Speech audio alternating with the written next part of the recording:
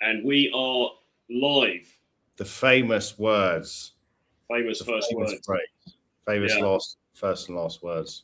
So I'm lagging horribly today for some reason. So apologies, guys. But, you know, I think the audio's okay. So we're going to just have to go with it. Hopefully it'll clear up as we go through. Yeah. So what are we talking about today? The silent crisis, the loneliness epidemic. That is, hang on a minute. I've got it here. The loneliness epidemic that men are facing.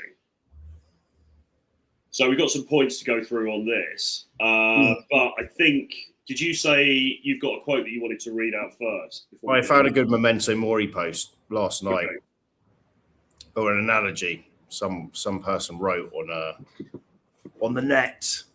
So let me just shut the door.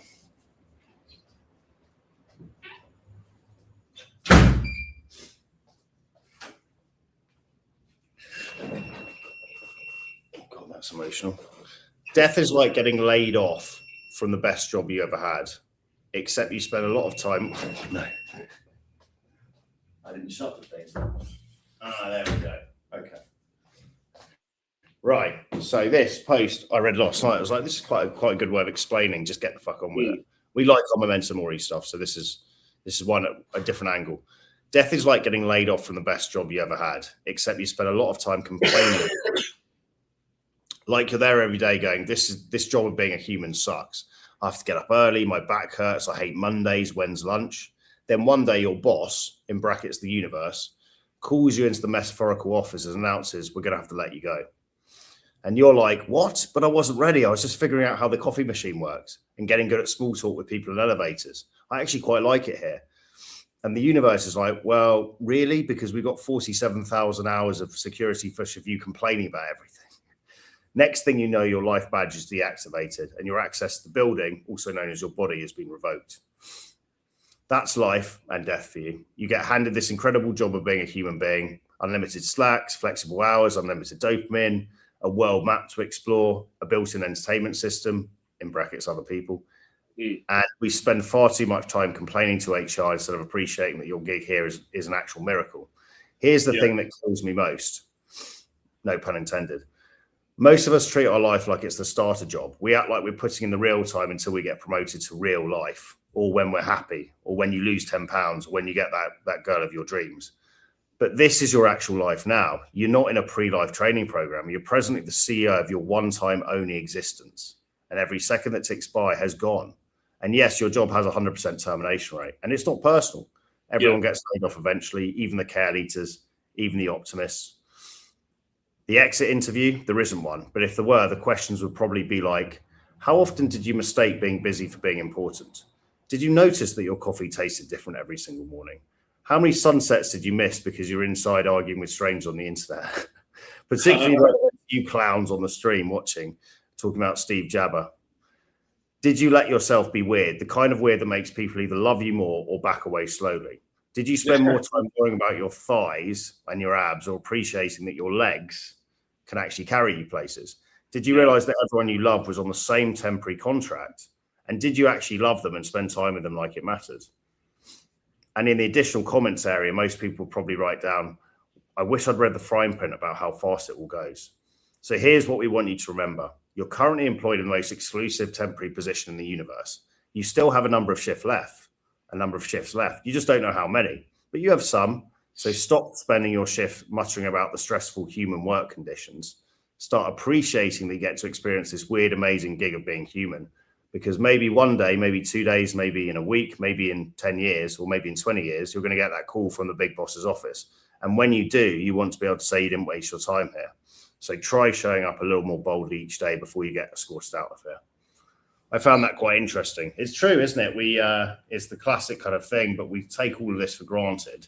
And the brain is designed to look for the negatives. But yeah, one day it's just bang and it's over. Yeah. So we've got to try and appreciate it as much as we can. And that starts with connecting with other human beings, which is what we're trying to get you guys to do here. You know, women are on the same timeline. They want to meet men. They have a very condensed window for dating. Unlike us as men, we get 50, 60 years to figure it out, really. Women get like 15. So the odds are stacked in your favor if you make it happen. Yes, exactly. exactly. No, I mean, we've talked about this a lot, but it's all very relevant stuff, and it's all true. But it's also very difficult for us to keep in mind all the time. Oh shit, I'm actually going to die, so I better do something.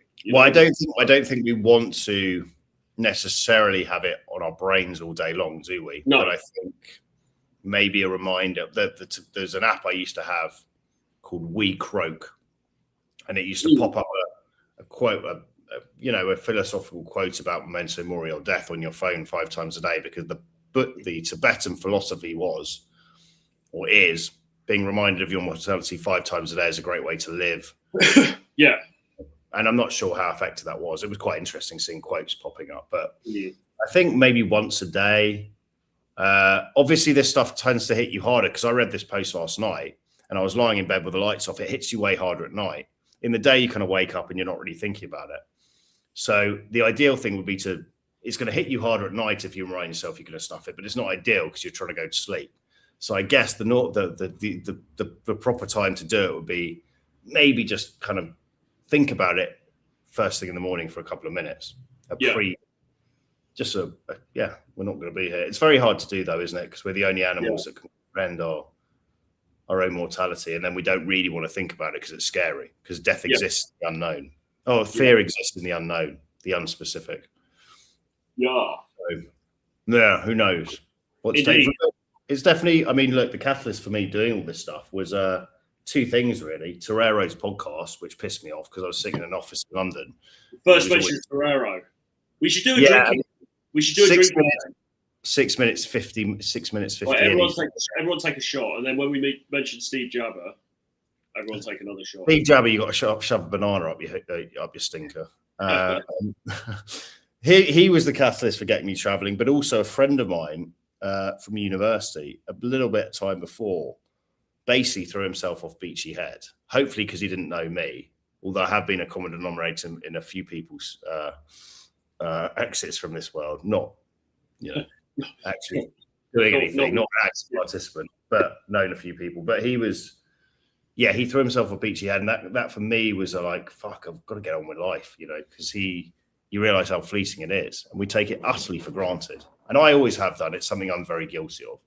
And I'm not good at gratitude either. So I can't sit there going, I'm thankful I've got a family. And for me, it's like I walk out the street and you see a woman going through the trash with her kid, and that makes me feel grateful that I'm not in that position. So it's almost a negative gratitude. But these things are important to help you zoom out. And I think especially from the dating sphere, we see so many men just think, oh, this will get sorted out one day. It's all good. I won't worry about it. And it's like, come on, like, your life is ticking by. You've got to worry about this stuff. Yeah. If you're unhappy in dating and you're lonely, which is the topic of this stream, which many men are, if they're being deeply honest with themselves, they don't have any male friends. They definitely don't have any dating options. That's a very, very lonely place to be. And very just mentally from a mental health perspective, a very unhealthy place to be. And only you, person watching the stream in this position, whoever you are, has the capacity to fix that. And it's a very worthy thing to fix. Indeed. Well, we got some stats on this, so let's get into it, because this is the full title is The Silent Crisis, Loneliness Epidemic Hitting Men Hard Right Now. Okay, so got some stats to sort of back up what we're saying here. So point number 1, the stats don't lie. Oh baby, when you talk like that. Stats don't lie. Alarming rise in male loneliness. In 2026, 63% of US men under 30 are single. So 63% of men versus 24% of women. Right. A quarter of women are single, but 63%, over half of US men, are single. And nearly 50% report no sex in adulthood, highlighting a dating recession fueled by apps and isolation. But there's more to it than that, because it's not just the dating stuff, which is bad enough, but also in 2021, 15% of US men reported having no close friends, a 5-fold increase from 1990. So, it's gone from 5% of having no friends in 1990 to 15% having no friends today, or in 2021. The share of men with 6 or more close friends has plummeted. So from 55% in 1990, only 27% today. So guys having 6 or more friends, it was half of men, or more than half of men. Now it's only 27%. So, and there's a couple more here. Only 38% of men say they turn to a friend for emotional support, compared to 54% of women. And so what that means is that men rely heavily on romantic partners, 74 to 80% of them for emotional support, leaving singles particularly vulnerable when relationships end or are absent. So you've got this dual problem, because the dating sphere is getting harder and harder, like we always talk about. But equally, the friendship thing is, for some reason, guys just have fewer friends. They're not really opening up to the friends that they do have. They're not keeping in constant touch with them, etc. So men are kind of being squeezed on both sides. Yes. Yeah, that's the very, very worrying set of figures there. And the key point is, like you said, they're kind of piling on the emotional support onto the women as well, which is obviously a terrible place to be, because you're completely invested there. And we've sort of seen this play out, haven't we? Because with clients, they don't have many friends. They don't have a big social structure. And then they get with a girl, and then suddenly the girl becomes the emotional output for everything, doesn't she? It's a disaster, isn't it? It's a disaster. So I mean, I remember years ago when I first got into this stuff, and I think even actually Paul Janker, the famed New York playboy from the early 2000s. And you've of course met him in the flesh. Yeah. But I think one of the things he said was, you need to have a solid group of male friends. Interesting. People he talks about it in terms of, you need guys to go hunting with. But I mean, you need, and this was an idea I think that got repeated a lot, you need to have a bedrock of male friends when you're doing this stuff. It's not just, okay, go and meet women and then you're going to be all right. Exactly. You need some sort of ballast underneath that, don't you? 100% agree. And what's particularly weird about the stat you read out, but it kind of makes sense, is obviously we're more connected via social media, dating apps and things like Instagram, Facebook than ever before, but guys are actually lonelier and have less friends. Yeah. Right? Which is extremely odd if you think about it, because you're supposed to live in now a super connected time, but it just goes to show that the loneliness epidemic runs deep, and digital friends doesn't equal real friends. Yes, absolutely. And this is where, again, mention of him, this is where some of the original pickup artists, they didn't really get it, did they? Torero, I know you're mates with him, but he's very much his own man, wasn't he? And going off by himself to the wilderness for months at a time. Essentially, you can't survive. One man is not an island. What's the phrase? One man's not an island, or one man's an island? Man is not an island. Yeah, you can't be on your own and expect to flourish. No man is an island. No man is an island, right? And, a lot of these pickup dudes kind of go off by themselves, get a bit of an ego complex, and then there's no one to pull them back down to reality, or be there when the shit hits the fan. Yeah, and ultimately we won't be on our own. Yeah, and women are very good at this, because women do have these strong, well, generally speaking, right? Not all women, obviously, but they have these quite strong social groups. And the friends are there to rally round. So if the guy, leaves her or cheats on her or whatever, she's got a good, strong friendship. And there is a little bit of the fact that women seem more able to sort of open up about this stuff. And it's not saying have male friends and then be weeping on their shoulder the whole time. But I think you need some people that you can run things past when it's, emotionally it's affected you. You want to be able to sort of bend that, don't you, in some way? It's weird with women, though. It's a different type of friendship, isn't it? Because ultimately, when they hook up with the guy they're into, they will kind of just spin the female friend off for large periods of time, won't they? Yeah. But we'll have the friend there on the phone to do the agony aunt routine with, whereas men aren't going to do. Men need to be in the pub solidly. It's more of a in-person bonding thing. It does seem to be that men. I mean, look, I've seen this. It was. It's always something that I've noticed, because I was lucky. I grew up with 3 younger brothers, so I've always been around guys. To the detriment, I wasn't around women. That was the problem. And then went to a private school, so it was like, fuck, I've actually got to learn this stuff. Yeah, but I didn't have the benefits of having sisters or any of that. But I did see the value in having 3 younger brothers, and you're always around male company. It's always banter. There's always something to do. Yeah. So I'm very aware when we get clients in who haven't had any kind of. Yeah, I can just see when they haven't been around men, or they need male company more. They think they need women, but actually they need both. And I think it's very underrated. I think it's a great set of stats you read out, because I think men think they're coming into this just to meet women. They are, but they realize actually when they come to a training to Bogota, to Argentina, to Mexico, and they're around cool guys in a similar position, and they bond with these guys, like as deep friends, they realize, fuck, actually, I've been quite lonely male-wise. I haven't had good men around me. Yeah. So you need both. Super important. You're not going to be fully happy if you just have women, or obviously if you just got mates and no women. You need both. Yeah, because and a lot of guys actually come to the programs that we run because, I mean, they're actually almost more excited by the idea of having a group of guys, you know, sort of for the camaraderie and the friendship, because they don't have that for whatever reason back home. So that really kind of gets them going. You see them light up, actually, if they've ever been in that setting where they're kind of bonding with men, because men bond over stress. The deepest bonds are formed in war. This isn't physical war, but this is going to war with yourself. Yeah, stressful stuff. Approaching a lot of women during a weekend is quite stressful in a different kind of way. And you see these men from completely different backgrounds often, but form really deep bonds with each other and stay in touch, because it's like, oh, we're going through this experience together. Yeah, there's something very cool about that. And also when you're with people and having a laugh, it's just not that big a deal to approach women, you know? So underrated, I'd say. Something to look into. I think just generally, the good thing about male friendships, the continuity of male friendships, is you just won't get that with dating girls. I mean, yeah, maybe you get married to somebody and maybe, okay, if you're one of the lucky few, maybe it lasts forever and you guys, whatever. But most people, what tends to happen is you go out into the arena, you know, you get a girlfriend for a bit, then something happens and she fucks off, then maybe you've got a few weeks, and then, you know, you get somebody else on board and then she fucks off. It's a very sort of, and for us as well, when we're teaching this stuff, we've been out and about and maybe dating more than one person at a time and sort of just meeting all different people all over the place. You've got these weird emotional, there's a lot of ups and downs in it, isn't there?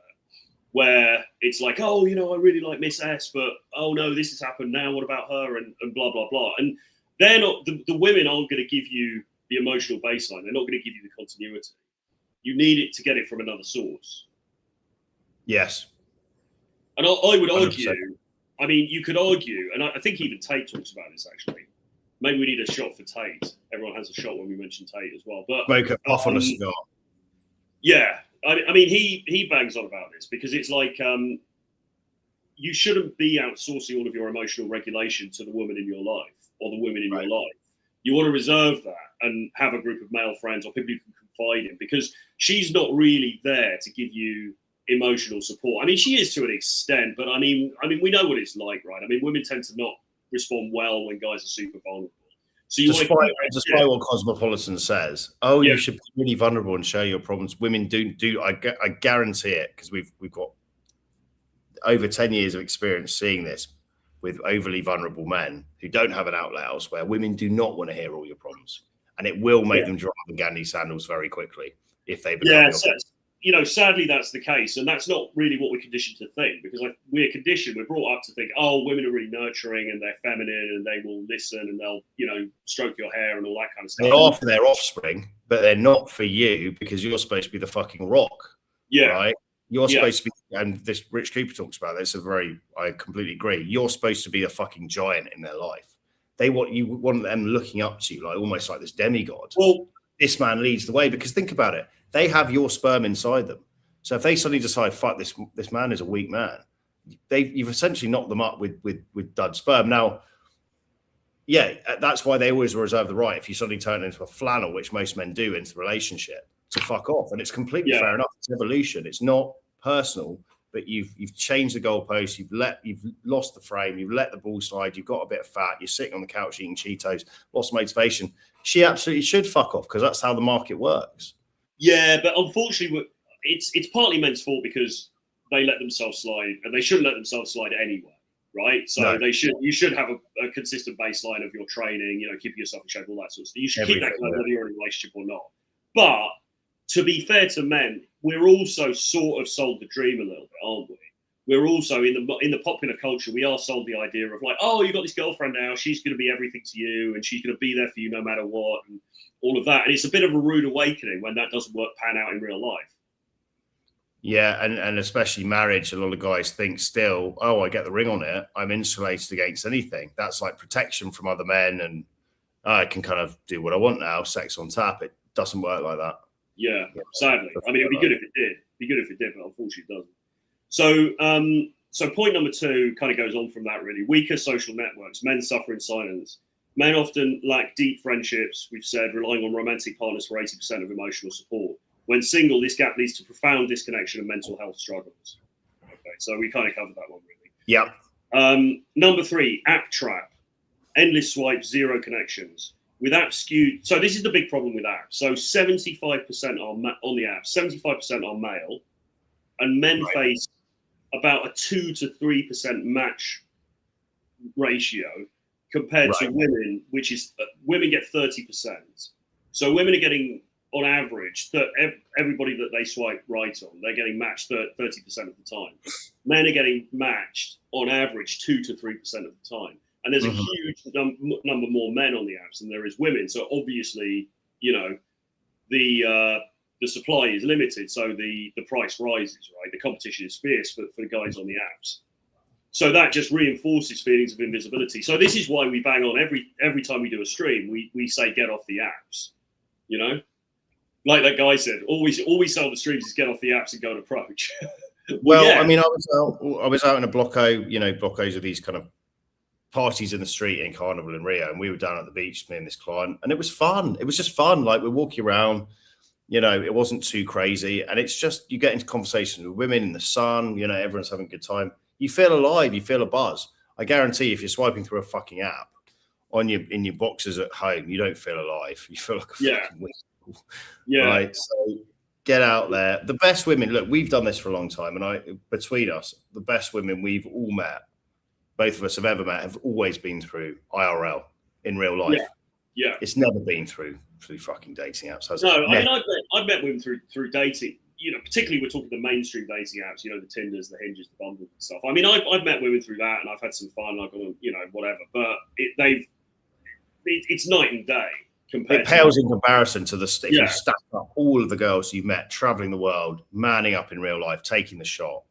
It's just, and there's a beautiful experience as well. This, like, life is all about perspective. And if you go on an adventure around the world and you have this kind of connection with her, both of you remember that till you take it to the grave. What you don't remember is, oh, I fucking swiped on Janine, 34 from Essex, went on a drink, and oh, fucking hell. You know, it's not a great story, is it? No, it's not. And I think women appreciate it as well, actually, in real life. There's a bit more of a story to it. It's not just like, oh, wow, we met on... I mean, I actually had a girlfriend a few years ago, and we did meet on Tinder. And she was kind of ashamed to say that we met on Tinder, because it's a bit lame, isn't it? You know? She was like, oh, I'll say we met in a bar or something. Really? That's hilarious. Yeah. So, you know, this... This guy, great comment. Can we get a live stream on your take on Russian guys gaming in Africa? Is it over for us lads planning trips to Nairobi or Accra now? Any other African cities you recommend?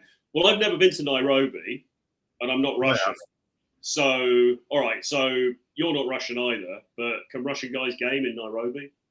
I mean, I know there's loads of, like, Wagner, that kind of weird private military force, definitely rampage around Africa, but they're looking for gold rather than anything and causing havoc. So maybe he means that. I know that Angola is supposed to be a hotspot of beauty, and the capital of Ethiopia is supposed to be very good.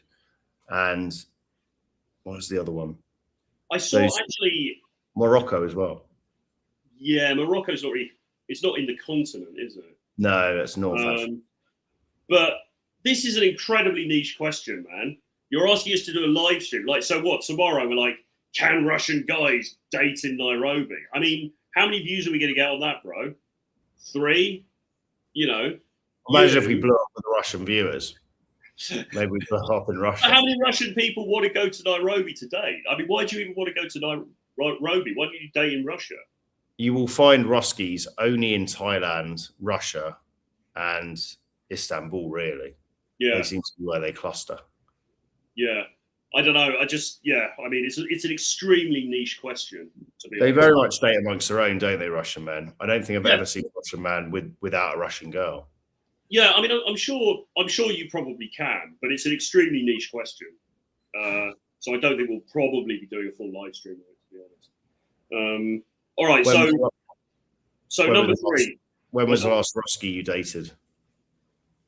When we were on our grand tour in Mother Russia. Probably then, actually, because it's been more Ukrainian since. There is something very sophisticated about Russian women, though, in a good way, isn't there? They're just very well educated. They're just very feminine, very well educated. Russian has got some good women. Can't lie. Anyway, point number three. All right. So point three: remote work and tech isolation, the double whammy. Post-pandemic shifts mean more screen time, less face-to-face, exacerbating loneliness as algorithms prioritize viral content over real bonds.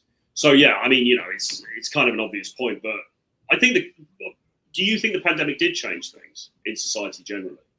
Well, it made, because everyone was working from home and that culture kind of continued, didn't it? I think people became way more antisocial. I think the entire nightlife scene in the UK, in London, definitely changed. It shifted downwards, didn't it? People just didn't give a fuck about going out that much anymore after that. Yeah, I think there's sort of a combination, because we've also in the UK, but this is over the world, is the sort of what they call the death of the high street. The death of shopping centres, shopping malls. Now, I mean, look, it's not completely dead. We go to them all the time, and they're great. There's usually loads of people, but in general, you've got a bunch of people who quite like just sitting around at home in their pajamas, and also you can just order everything online. So that's the other thing, isn't it? So it's I think there has been a bit of a sea change since the pandemic, but that just means you've got to go out and find places where there are a lot of people around, and there still are. I mean, central London is still absolutely rammed at the moment. I mean, last weekend it was ridiculous. So people walk off the pavements and everything. Do you think it's more of a day? Do you think people still venture out in the day more, but then stay in more in the evening, or they might do? They might do, because I mean, particularly in London. But I think the nightclubs are closing down. I mean, I don't know, but I think there's a lot of different causes for this. Like in London, the reason a lot of clubs have closed down is because of property prices and people in the neighbourhood complaining and all this kind of stuff. Right. So the council comes in and goes, "Oh, we've got to close you down." And then there's been things like people getting their drinks spiked and stuff like that. But there's also that's on the rise, is it? In the UK? Well, I don't know. You hear about incidents and they get closed down for a bit and then reopen. But it's not like it was back in the day, is it? It's not the night scene that we knew when we were coming up. Turnmills and all these kind of ravey underground places. Turnmills was amazing, but I think that kind of house scene works. Do you ever go to Printworks? Yeah. I used to live on it. Great venue, that. Yeah, but I think it's weird. The problem is all the nights in London just inevitably for me just descended into drugs at the end. Yeah. But every night I go on, I'd be out with some MDMA or some Chang, and it's just like fuck. I couldn't do nights out without substances, and it was just. I wouldn't even say it was half the course. Like everyone just was carrying things around with them always. Yeah. In the words of Lily Allen, everyone's on it. Basically. And it was, you couldn't even just go out and have a normal few drinks anymore because it felt like something was missing.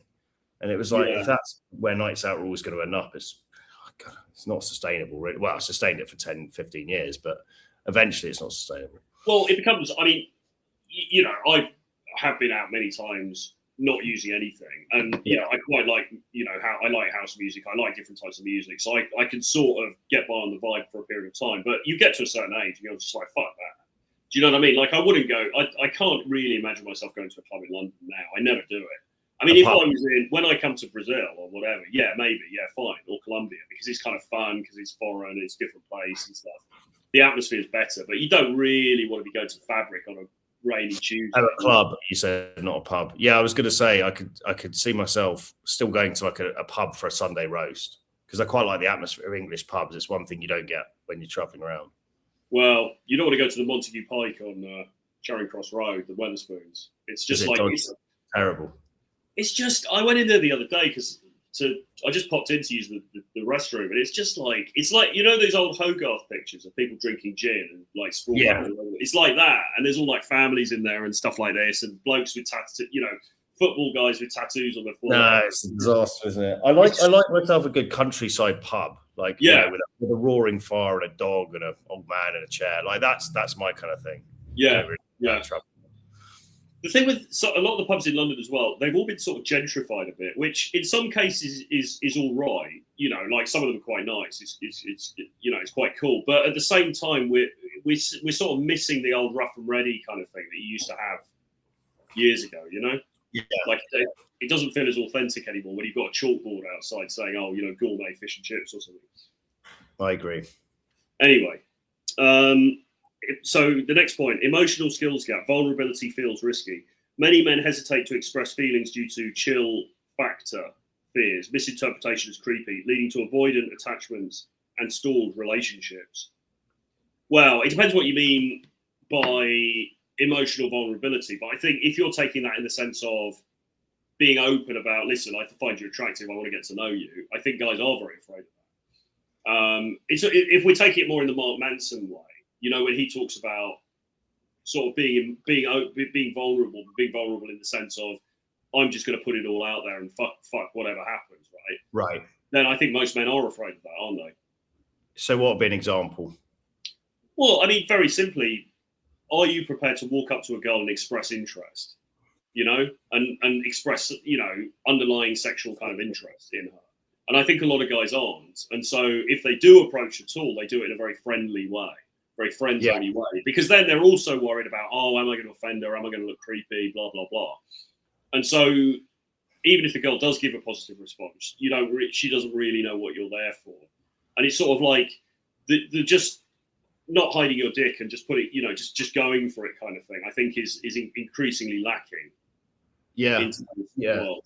We really like this hybrid model, don't we, on a personal level, though? It's very rare I'm going to give a girl a direct compliment, actually, these days. But I'm expressing intent indirectly. So saying to her, you look like trouble, you know. In Brazil, I'd open up a lot of the time here in Carnival with Você parece o meu tipo de problema. You look like my kind of trouble, you know. And she knows, she's giggling. She knows what that means. But I'm not being like, you're really hot. Você é muito lindo. You know. Yeah, but this is the thing. Like you don't have to be verbally direct. The guy doesn't have to. When I say direct, I don't mean the guy has to go over and say, "Oh, just to clarify, I think you are sexually attractive, so that's why I'm talking to you." It's like what you're doing is you're not stating it obviously, but she knows what the vibe is, which is, and that's great. In fact, it's even better to do it that way. I'd say, well, that's what we've come on to, isn't it? But would you still argue that the beginner guys have to man up and just put it on the line by saying, "Look, I think you're cute, I find you attractive," or do you think those days would have gone? I don't think it's a bad thing to do. I think they probably should, because otherwise, I'm not talking about what you're doing. I'm talking about more like the guy who goes over and he's just very, I don't know. I mean, opening completely indirect, like, "Hey guys, do you know any good, do you know any good salsa bars around here or something?" And and again, you can use that as an opener and it can work, but at some point you're going to have to inject some man to woman energy into it. And a lot of guys don't. Just grab a hand, you know. A lot of guys really struggle with the verbals, but even something that I've worked with clients on recently in random places, like just tell them, like, even if you're being a bit indirect verbally, just grab a hand and say, "Hey, come over here. I want to show you something." Yeah. Even that, the hands are quite intimate for a woman, apparently, according to 60 Years of Challenge. And so if she's not interested, she's going to pull her hand away. She's going to kind of let you just take her, right? So, something needs to be on the line for sure. You've got to convey in some way. You've got to be willing to be rejected. Yeah. You know, yeah. And I think a lot of guys, if they even approach at all, which is, you know. Which they don't. Yeah, which is 0.2%. But even those guys, they're doing it in a very cloaked way. So they're not going to grab her by the hand because they don't want to potentially then get rejected. You know, she pulls her hand away and they get rejected. Like, "Oh no, now I feel really bad." They don't want to risk that. So they approach, but they approach in the most risk-averse way possible. And of course, that's not selling the girls more than fine. She's like, "Oh, okay. Why does this flannel want to know about salsa classes? You know, and why is he asking me when he could just go on the internet?" Yes, on ChatGPT, on the boss. Yeah. So, all right, the next one, the opt-out trend, choosing solitude over drama. Frustrated by high standards and ghosting, more men up 20% since 2024, are walking away from dating entirely, finding peace in singlehood, but risking deeper isolation. So yeah, apparently there's an increase of 20% since 2024 who are basically doing a kind of MGTOW thing where they're just walking away from the whole thing. And then, ironically, probably sitting on the internet furiously masturbating after watching porn. Well, yeah, or coming onto streams like this and going, but the juice isn't worth the squeeze. I gave all this nonsense up years ago. And it's like, okay, great. Why tell us? You know, if that's your choice, you're free to make that choice. But why do you have to come on every comment section or every stream and tell us that you've given up because it's not worth it? Like, if you were truly happy with that decision, you wouldn't be coming onto streams with people trying to help men to get out and about and sort of flame them, would you? Look, fundamental human need is connection, both obviously friendship we talked about in the male stuff, but also physical intimacy. So you can't be satisfied if you just write that part of your life off. Now, I get it in a very specific way if you're training to be a monk, right? Genuinely. Or some sort of guru where you abstain from sex and it is about splendid isolation. But just being like, dating's hard, I'm going to kind of turn my back on it, I don't really feel it. It's not going to, you're not going to be able, you can't escape. It doesn't work like that. You've got to be putting yourself in the sexual arena, right? Well, I mean, so I posted that thing about the article about 45% of guys aged 18 to 30 haven't approached a woman ever.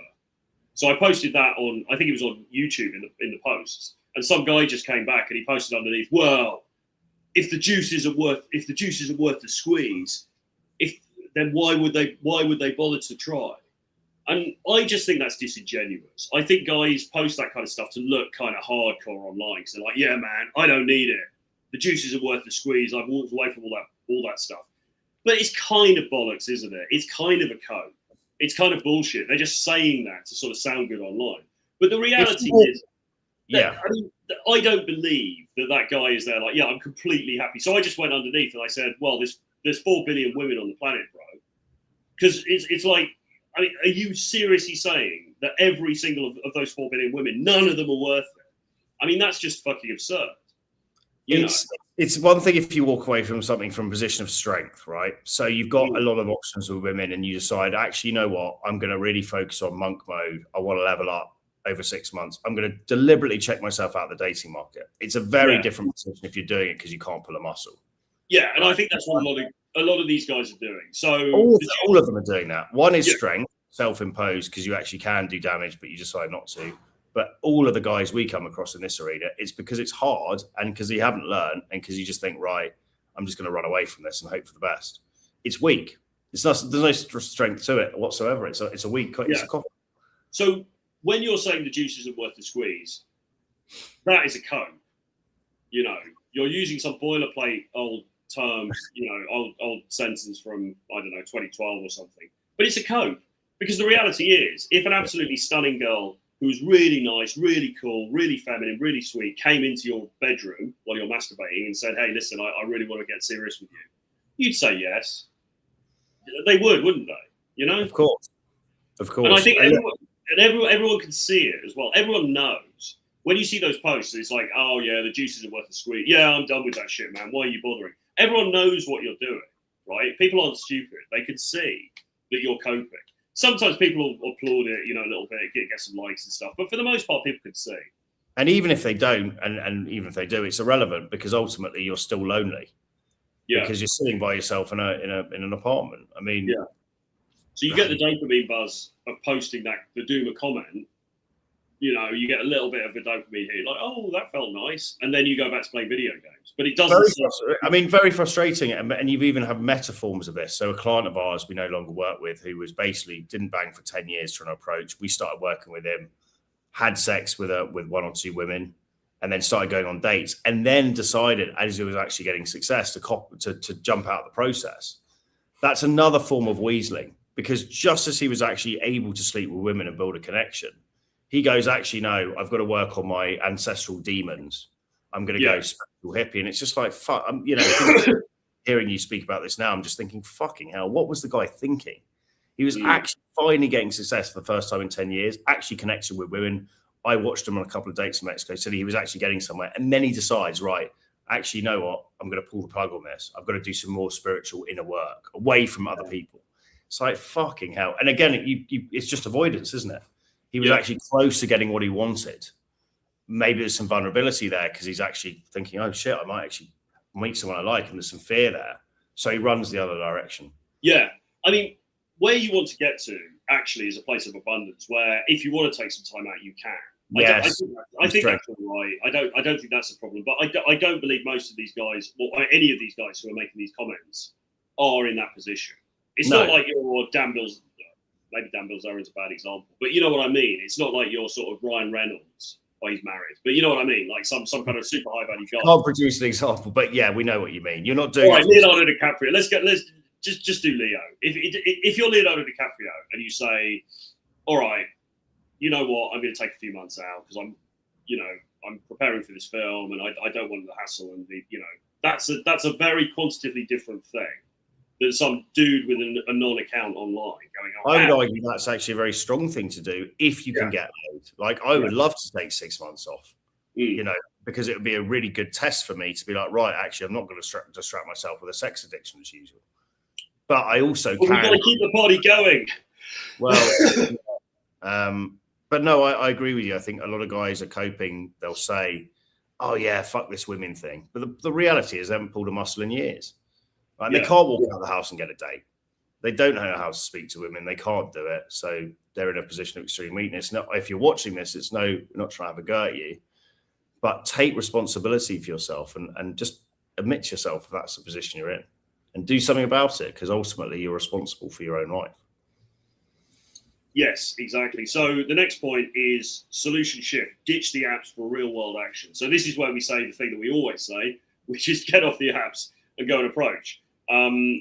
Start by deleting the apps. Focus on organic meetups. Stats show in-person interactions lead to 60 to 80% better relationship success than digital. So that's the other thing. I mean, if you're looking for a longer term relationship, and a lot of guys are who come to this stuff. Yeah. The chances of that working out are going to be better if you meet in real life, according to stats, than on some dodgy dating app. So it just makes sense from every angle, doesn't it? Doesn't surprise me at all. The halo effect of meeting someone in person and vibing with them is unrivaled. Yeah. Right. Remember, I met a couple of girls yesterday, texting them now. Maybe it'll go somewhere, maybe it doesn't. But I always remember that in-person vibe. It was just there. And so it's way stronger if you're trying to meet up with them later than if you just swipe them on. But just going back to that original stat, because I looked this stuff up again this morning, and it's like if on the app 75% of the users are male, I mean, you're in a digital sausage factory, aren't you? I mean, it's not an ideal. If you went into sometimes we go around bars or we go around, clubs and things, and you'll be like, oh, it's all guys in here. Let's get out. Let's go somewhere else. If you walked into a bar and it was 75% men, you wouldn't be like, oh, right, okay, I'm going to plant my flag here. This is a great place to, for me to meet women, would you? You'd probably just walk out and go somewhere else. Absolutely. Yeah. You wouldn't be going anywhere near it, would you? Yeah. So, think about that. Right. What's the next point? Build your tribe. Practice social skills daily. So join clubs, events, hobbies to hone approaches and conversations. Regular practice boosts confidence, turning loneliness into a network of genuine friends. Well, I mean, I think you've got to get out there and do something. I mean, I've got mixed feelings about some of this stuff. Salsa classes, we always talk about, is it a good idea? Is it not a good idea? You're saying, actually, we've got a mutual in common who actually is getting some quite good success from the salsa scene. He's very good, but he also did it because he actually likes salsa. So he moved to Cali because he was already good at salsa and wanted to get better. And then obviously builds a social circle off that. It wasn't because he wanted to get laid. That's not why he took up salsa. Yeah. If that makes sense. So maybe the reason is important. Maybe it isn't. Maybe actually, if you are just not a very social person, taking up a few things like salsa, it's weak top Terrero would label it snake seduction. But ultimately, who gives a shit? I mean, weird he would label that snake seduction because he was also famous for saying, any hustle, fair game. So it's kind of counterintuitive, isn't it? I'm a believer in the second thing. Like, I don't really give a shit how people get laid. You've got to respect any man that's getting a lot of action. However he's formulated it. I think I'm just mentioning salsa classes because we've got It's an interesting one though, because I'm the same. It leaves a sort of bitter taste in my mouth because I know loads of losers who do that to avoid approaching. Yeah. And then hoping they get laid. And it seems the reason I don't like it is it's disingenuous to what we're trying to teach, which is just go and fucking speak to women. And they're like, yeah, I'll get to that, but let me just work on myself. So it's like, we know what you're doing there. You're coping, and it's still better than doing nothing than sitting on the screen doing nothing. But it's still avoidance, isn't it, in some way? Yeah, it seems like an avoidance tactic where, or not, maybe not even an avoidance tactic, to be fair to them, but it seems a little bit naive because I think guys think, oh, I'll go to this class, there'll be all these girls there, I can dance with them and I can, make something happen. But the reality is, you go to the salsa class and you're just in another hierarchy, right? You still have to actually be social, yeah. You've got the teacher who's probably in shape and a really good dancer and has the status within that group, who's probably going to be the person that if anybody's going to be meeting women there, it's probably going to be him. And then you've got the other guys, you've got like, I don't know, the Chad guy who's really good, but he's just, practicing his, or he's doing it as a hustle as well. So you're still in competition. I think guys think it's going to be an easy path. Yeah, that's a great point. One of the cheat codes I used to see in London when I was living in London Bridge, they had I signed up to Bikram yoga, which is hot yoga, and I got like 10 classes for 20 quid. So I went along to that for a bit. Fuck, it's a hard workout. But that was Bikram yoga is pretty hard, actually. I've done it. It's hard, but it's good. You feel great afterwards. But that was 90% women. And I was thinking, could this be kind of a new age salsa for meeting people?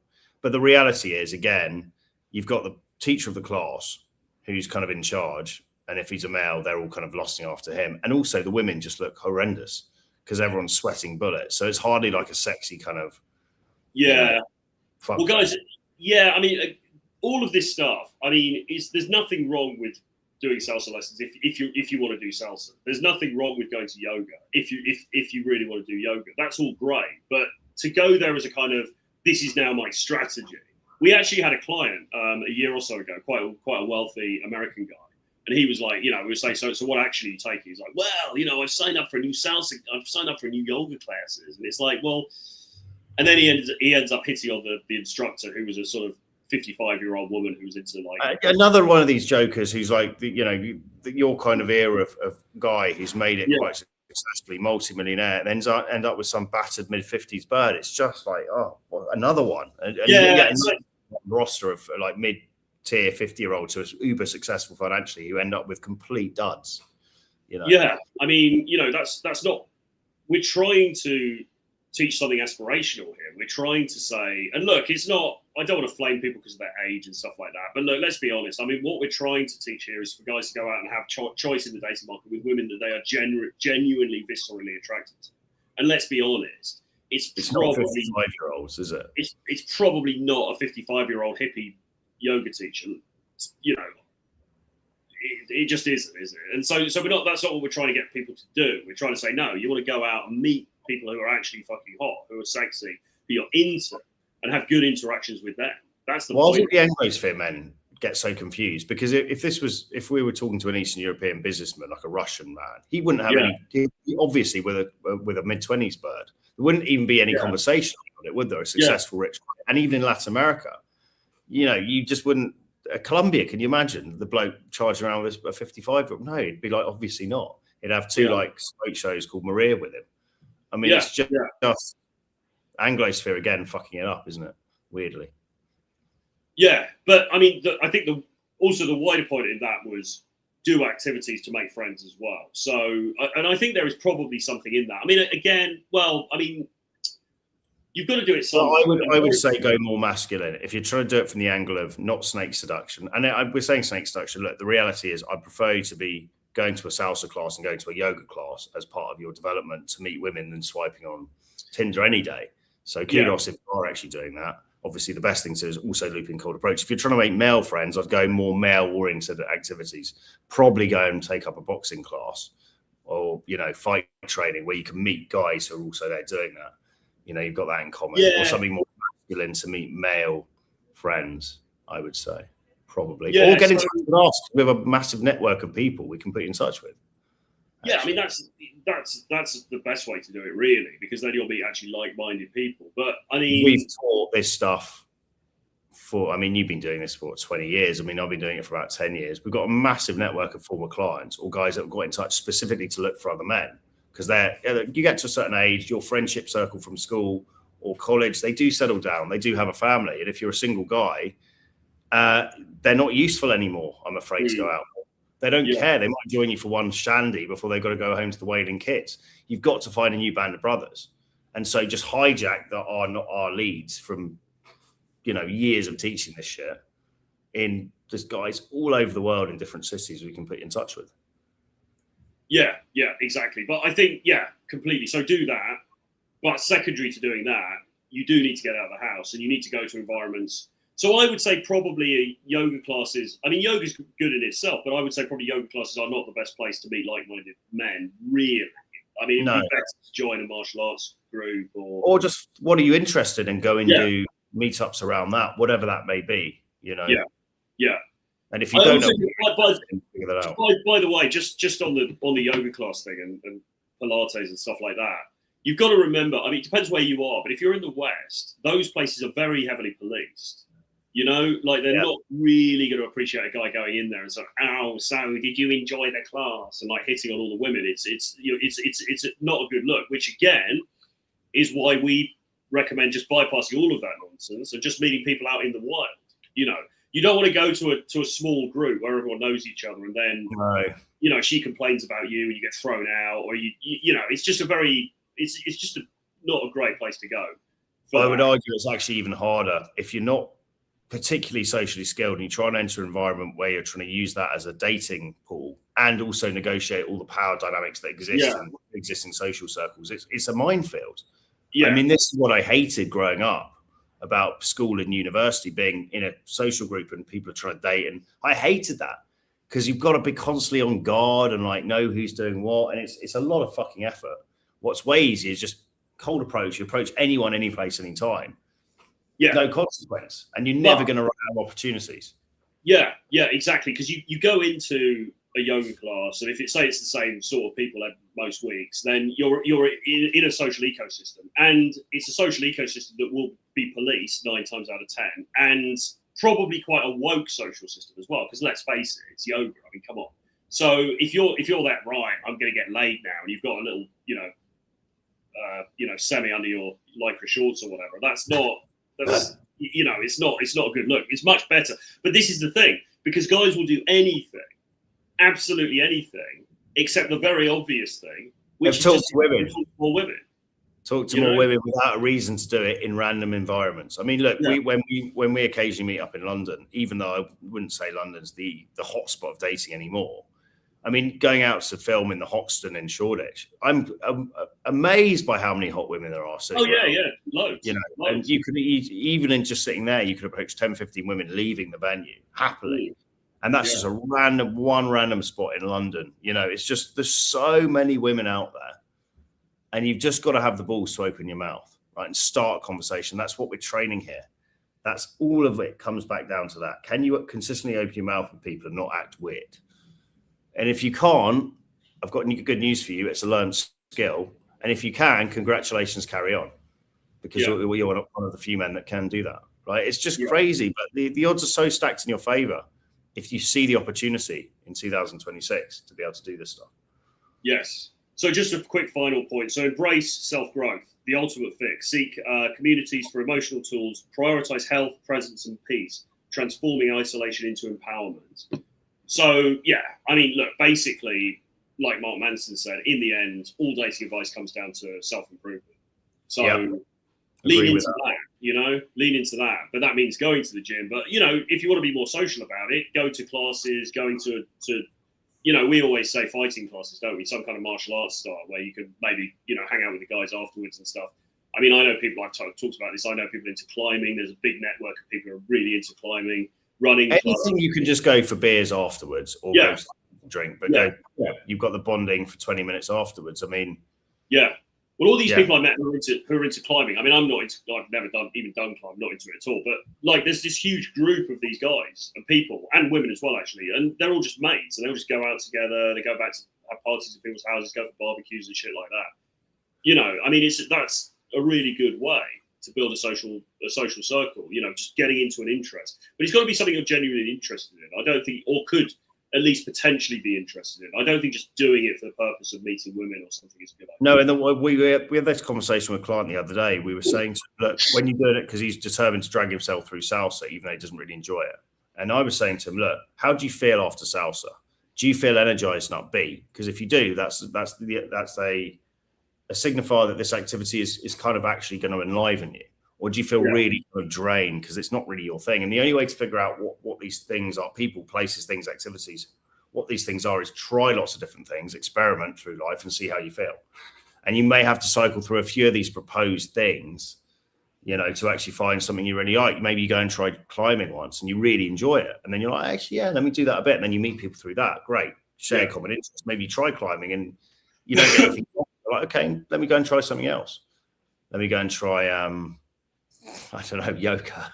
Maybe you actually you like yoga. I don't know. I mean, ironically speaking about all this yoga stuff, I absolutely need to do yoga and Pilates because years of the gym and not stretching. Yoga's wired. Yeah. Man. I mean, I've got a friend who's actually really into yoga now. He used to be. Is it Big Rich? No, it's another you just guy. put the guy to the dead bug like this, son. As he's puffing a cigarette.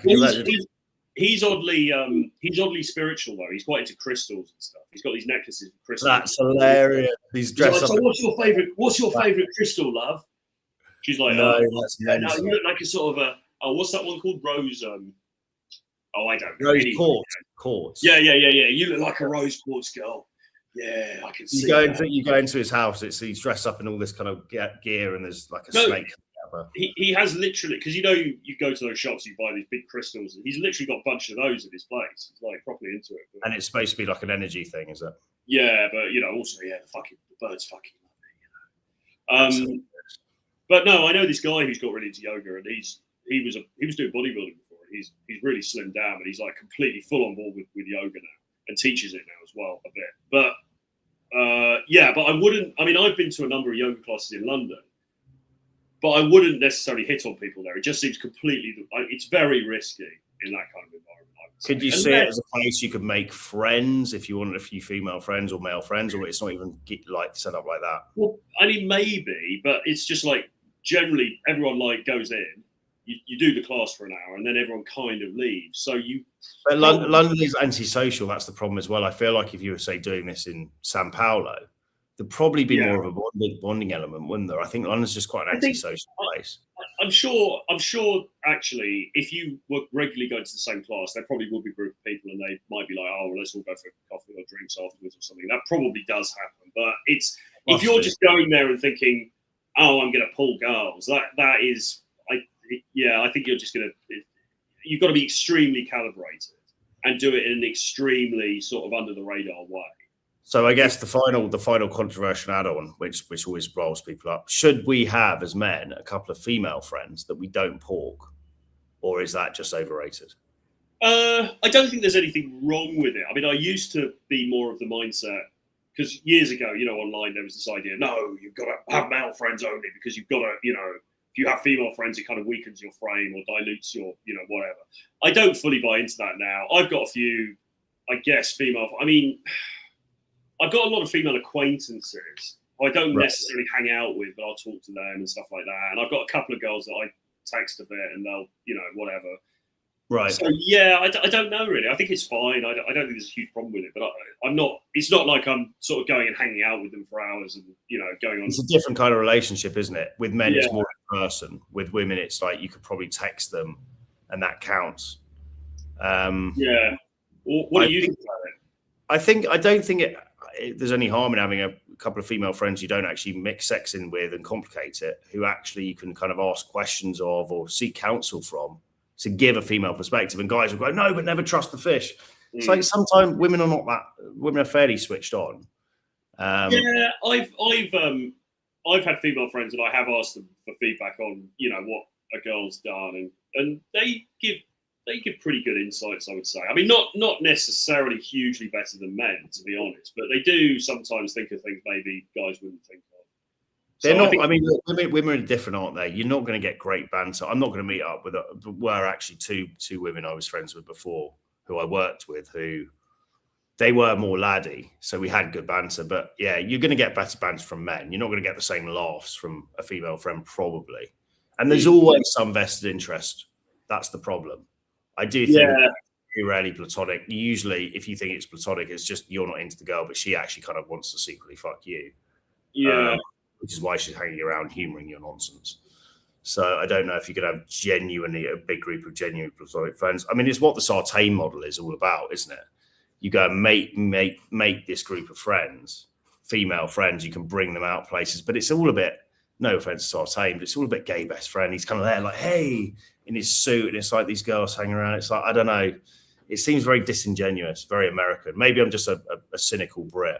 It doesn't really. I think, yeah. I mean, I've met him once, or maybe more than once, but at least once. And I think from what I observed, I've met him a couple of times actually, and I think he does genuinely get on with women, and he does genuinely, he is genuinely social with them and stuff like that. But it depends what your personality type is. It's quite a lot of work to do all that shit. I mean, I've seen him on shows like being like, oh yeah, how was that last month? And seemingly giving a real fuck about this girl's life. But I'm just thinking, does he really give a fuck?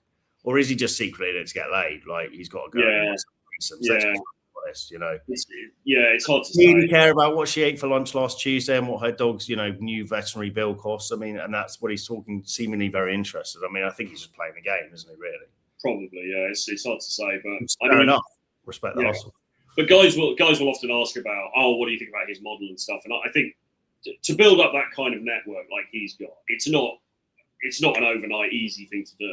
If you're looking, it takes significant time. And actually, the guy we work with, he's like a lightweight version of him. So Felipe, if you need to build your Instagram, he does a less try hard version where he's running ads. Yeah. So I think if you're doing it for social proof online and you want to meet up and have some, attractive girls in some photographs and things, then I think Felipe's model is better because you're just shipping them in, and you have a night out with them or whatever, get some photographs, and then job done. The Sartain model is incredibly labor intensive. To actually be proper friends with all these girls, have proper friendship relationships with them, and nurture those. It's not, if people are looking like, oh, what's an easy win, so I don't have to cold approach her in a coffee shop. It's not that. It's not that. Yeah. Well, and also as part of his course, even though it's marketed as anti-cold approach, I know from speaking to people who've done it that 6 months of it is. Yeah, because you need the skill set, like we always say, because you turn up to be social, right? Yeah. You turn up you got all these girls on Instagram, get them out to a night at the club. You turn up at the club, but if you're sitting in the corner and you can't speak to them. Well, it happened. I mean, I've been on photo shoots organised with Felipe, and we have exactly that. Client who's not very socially calibrated turn up, and he just sits in the corner and hides from the women, and the women just obviously sense that, and they're not getting wet for it, and they ignore it. Yeah, and it's actually very fucking awkward. So, I mean, guys have asked us questions about this before. Yeah, sure, do something supplemental like that on the side, but be very aware the sexual market is still operating always, and you have to be a calibrated social man. And guess what? The best way to learn that is simply walk out your house every day and speak to people. Yeah. There's no shortcut for that shit. You know? Yeah. You can't fast track it, unfortunately. But should we go through a couple of? I don't think there's many questions today, really. But should we go? 34 comments, 34 parish notices, maybe 5 as usual. All right. This is a really important one to start off with. Unrelated question: if you had to choose Scotch eggs or pork pies? Pork pie, if it's a good high quality artisan one with a bit of Dijon mustard. Scotch eggs are very unhealthy. I don't mind them, but I just aware. Well, so pork pies actually. Ooh, that's a tough. What would you go for? Well, I actually quite like a Scotch egg. I mean, are they that unhealthy? I mean, you've got a full boiled egg. I suppose if you eat all of the outside. I think the unhealthy bit's the orange bit, isn't it? The orange breadcrumbs, the deep fried orange breadcrumbs. Right, okay, yeah. But if you get a really good Scotch egg in like a country club made it from scratch, there's a certain pleasure to that. A bit of chutney in half. That is a beautiful experience, actually. It is. I mean, I actually like both, to be honest, because you're right. A really good pork pie, like a really premium pork pie is the gift. Have you ever tried eel pie before? I hate eels, to be honest. I'm not really. It's grim. It's a grim experience. Big Rich, I'm sure, will probably grow up on it. Well, I remember going to. I went to.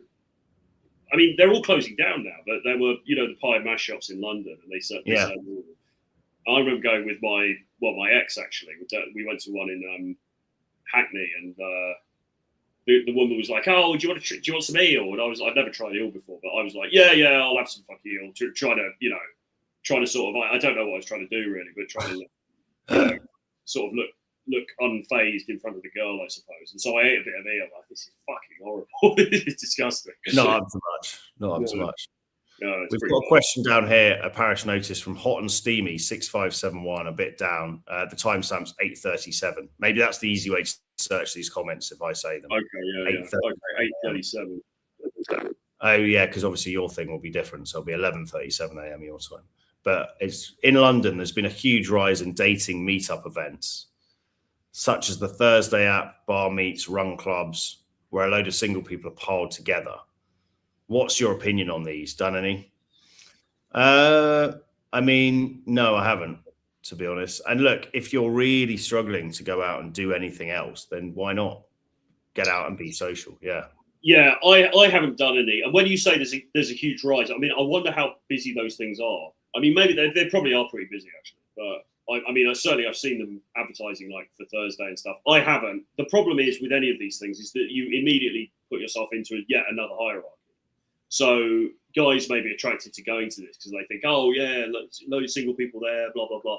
But guess what happens? As soon as you walk through the door, you're immediately by all the women there put into a line with all the other dudes. It's like, okay, there's Clavicular, he's number one.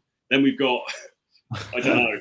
Then we've got the ASU Chad or whatever they call it. I mean, like, and then you're sort of number 5 or number 4. Now, maybe you're number 1 because you're super, you have certain qualities, whatever they are, physical or otherwise. But just bear in mind that you're just going to be judged against all the other dudes in there. And probably the best looking guys or the most social guys are going to get picked. So again, it's the kind of thing I think guys think, oh, this is an easy in. Not necessarily. You know what I mean? Because when you cold approach, you go up to somebody on your own. Now, there's still competition even then because you're still competing against guys that she knows, guys that she's dating, guys in her DMs, blah, blah, blah. But you go over there on your own. There's nobody else around. Like, hey, listen, I wanted to talk to you. You start a conversation. That shows incredible balls. And also, you're not in some hierarchy. When you go to any event like this, you immediately place yourself in a hierarchy, and you're probably not going to be the top of the hierarchy. So, yeah, I don't know. It wouldn't be my first. We're both also probably not the right people to ask, are we? Because we're kind of anti this organised fun nonsense. I mean, there's nothing I hate more really than being dragged to like Aunt Betty's sister's cousin's wedding and having to make small talk. No, so I've told people to ask for this. Yeah, although I told the story before, I did once go to a fetish speed dating event. I was doing it actually when I was writing for Vice. I did it for an article. What was the fetish? Well, just all fetishes, and you did a speed dating thing. And the most attractive girl in the room, I finally got my 5 minutes with her. Right. And she said she would quite like to nail my balls to the table. Is that a compliment or a threat? No compliment, because she was a dom. And she was like, no, my last boyfriend, I stapled his nuts to the table. And how did you respond to that? I was like, okay, well, let me move swiftly away from the table and never return to another event. Yeah. So, and the rest of them were all munters. So, yeah, that's. Yeah, I think this is another spin-off thing we get. So again, this client we used to coach, I mean, he used to go to a lot of the sex positive meetups. So it's like, and again, on paper, it sounds good, doesn't it? You're going to a sex event, or I can't remember the framing of it, but basically they call it a play party where kind of people are walking around naked. You can get it on, and it's a cool venue. It never fucking translated to just this fantastic fucking orgy. No. Or it might have done, but again, the client in question is not part of that because, again, as you talked about, and you've been to many a sex party, the sexual hierarchy still exists, doesn't it? Yeah. You're not just going in there and 3 fucking smoke show Swedish birds are sucking you off, and it's just like the cheat code. It's like the sexual market is still operating wherever you go. So you were saying it's even more ruthless when you go into something like Torture Gardens. Yeah, Torture Gardens. Yeah, torturing on and also killing kittens. I mean, if the looks maxers wanted to have their point proved, it was more in evidence there. Because Right. a club environment as well, like club environments do tend to skew towards looks, don't they, in general? Yeah. So there were guys who were very jacked, good looking, whatever. And guess what? They were getting all the action. So particularly, I mean, I went to Killing Kittens, which was more like the kind of sex party thing we're talking about, where it was a singles night, and there were some pretty hopeless guys in there who were obviously like, oh yeah, I'm going to get some action in here, and they were just still on the sidelines watching, ignored. You know, I mean, the cruelty of the sexual hierarchy. May have even come with a girl, hoping they can play the old switcheroo card, and the girl's fucked off with another dude and another girl. You know. Yeah, I mean, if you want to see the stark cruelty of the dating marketplace, I mean, go to one of those events because it's pretty brutal. We definitely need to do a seedy weekend in Berlin, though. Dressed in latex with a Christmas pipe at some stage. Yeah, surely. Berghain, because all of those clubs are starting to shut down apparently as well. Why Berlin? Are they? Some of the bigger names, they've reduced the nights and stuff like that. I'm not sure Berghain has, but when I was last in Berlin to meet Felipe for a photo shoot, speaking to a barman who's just a fiend, he properly into that scene. He was like, yeah, a lot of the big nights are shutting down. The interest isn't there anymore. So it could also be. I feel like the whole dance music scene has sort of decreased a bit. Although saying that, people still seem to be mad for it in Europe, So Berlin, actually, I would have thought, but. And festivals as well. Tomorrow, Tomorrowland, Thailand. That's going to be absolutely fucking Tomorrowland, Thailand in December. I'm going to go to that. It's going to be wild. Yeah. So Arjun says, did 10 approaches yesterday. Can't believe so many girls would like to meet, even though they have boyfriends. Is it morally right to meet them and don't be an arsehole? Well, if you're actually well done for doing 10 approaches, because you're a commentator a lot on these things, and obviously would like to be taking action. So first of all, congrats for doing that. Can't believe so many girls will like to meet. So you're insinuating that you've got numbers of these girls and they've told you they've got boyfriends and they're happy to meet up with you and or you've met them. Is that what we're assuming from this? Yeah, I guess so. I mean, if that is... I mean, not to call bullshit, but I'd just be surprised if that was the case. So you've got numbers of all these women who have boyfriends have told you and they're still meeting up with you. I mean, you must be the Chad of all Chads, because it's just not reality of probably what's going down, is it? Women do cheat. There's absolutely no doubt about that. But are you really getting all these girls that have boyfriends? Yeah, how many out of the 10 said that they had boyfriends? No, not even that. How many of the 10 did you actually go on a date with? That'd be a good question. I think he's saying he hasn't been on the date yet, but he's contemplating. He's obviously got some offers on the table, and he's contemplating whether it's ethically the right thing to do or not. I mean, that question implies again that he's not dating much. Yeah. Because a guy dating wouldn't even be worrying about this. He'd just be trying to get his rocks off, wouldn't he? Yeah. There's no morals. Unfortunately, there is no morals in the dating market. All is fair in love and war. What we're not saying is do the American guy thing of try and fuck over your best mate for an average girl, right? It's still loyalty still works between men, but we've got to realise the dating market is a complete free for all. There are no rules really. Women are. If a woman hasn't said she's in a fully exclusive committed relationship with you, assume. And again, it's just reality that assume she has options on the table and she's probably exercising them. Because a lot of men get blindsided. There's one girl they start seeing and they're like, oh, this girl's really into me. And it turns out that she's still sleeping with other men because he hasn't made it exclusive. And that's just reality. Women play on the edge when it comes to dating. And there's no moral judgment there. As men, we're way too hopelessly romantic with it. And we don't actually see the reality of it either. But it's just animals, hairless apes, all trying to trade up to the best hairless ape. So it is brutal, it is ruthless, and play to win, Yeah. All right, this one, is this a UK only thing or a global thing? I think he was talking about, well, a lot of those stats were from the US, actually. So it's a global thing, really. US, I think, is more pronounced for all this stuff because a lot of these cities, you can't just walk out the house, can you? You've got to drive somewhere. Yeah. So automatically, it's more antisocial. I mean, can you imagine if we lived in the US and we had to drive somewhere? We just wouldn't do anything, would we? I wouldn't do anything. I'd just sit basically as on streams with you and then switch the stream off and start masturbating to port. Because it's just a barrier to entry to leave the house. How does that differ? How does it differ from what we do now? Yeah, good point. Don't tell them. Is there anything else that's any good here? Mogging on a prayer. Some of these fucking names are brilliant. I tune in just for the names, actually. All right, so what about this guy here? I'm 33, never dated, get spam bots on apps, ghosted numbers from nightclubs. I mean, if that's your reality, son, you've got to change it. I mean, again, we don't know who's trolling and who's not, but it sounds like a uniquely depressing reality if that's what's happening. Yeah, so the whole reason why day game, Durgum, was invented in the first place was so that guys could avoid, well, nightclubs and apps, basically, but particularly nightclubs, because apps weren't really invented when it first became a thing. But, you want to be expanding your reach. You want to be meeting people in different circumstances. When nightclubs are, again, we've got a client who seems to solely just go to one nightclub and nothing very much ever happens. Well, nightclubs are, it's not that you can't meet girls in nightclubs, and yeah, there are pros and cons, blah, blah, blah. But nightclubs, the game is also set against you in nightclubs for the most part.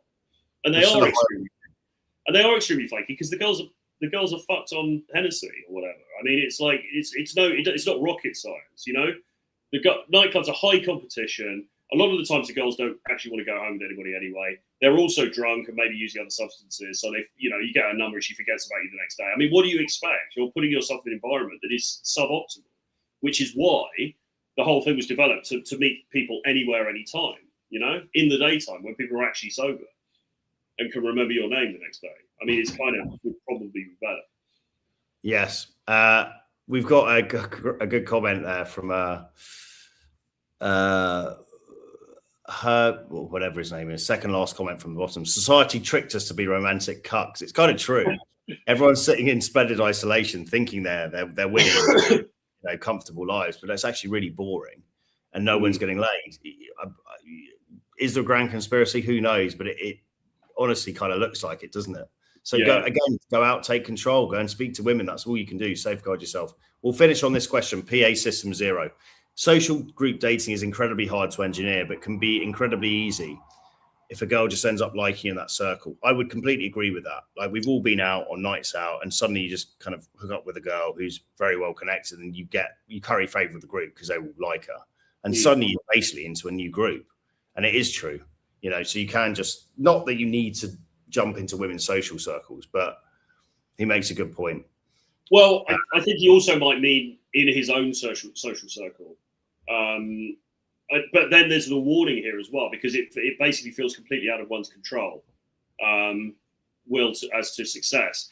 And that's the problem, because guys will be like, I'm in this social circle, there's some girls here. Oh, hopefully something happens with Emily this year, and Emily's not into him, and so he just goes. Well, as soon as Emily bins him off, then essentially you're out of the group, aren't you? Yeah, there's a lot of problems with social circle. If guys think, okay, well, I've got this group of friends, and there's some girls there and stuff like that, so that'll sort me out.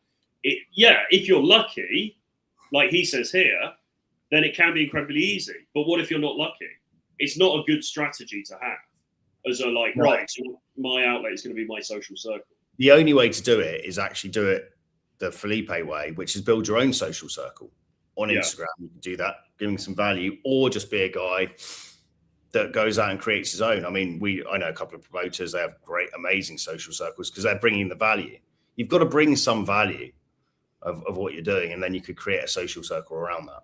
Yeah. Organized stuff. Be the organizer. Forrest says a 3-hour queue to get in, Berghain. Leather chaps are essential, and an in-depth knowledge of techno. Well, to be fair, you don't. I mean, nothing wrong with leather chaps, and you don't need an in-depth knowledge of techno. You just go in and they're playing it, and then you get on it, and you bit of Molly never hurt anyone though. If you want to add that to your collection. At night, with Wickfield's in the house, I see. At nightclubs, the girls dance with each other. God, the state of modern women. They dance with each other. What a name as well, MGTOW to Asia. So that's the correct version of MGTOW, because at least you can be up to your nuts in ladyboys and crumpled nose. Yeah. Correct version. On that pleasant note, we will call it a day. It's been a pleasure as always, lads, and we will see you again soon. Indeed. Bye-bye.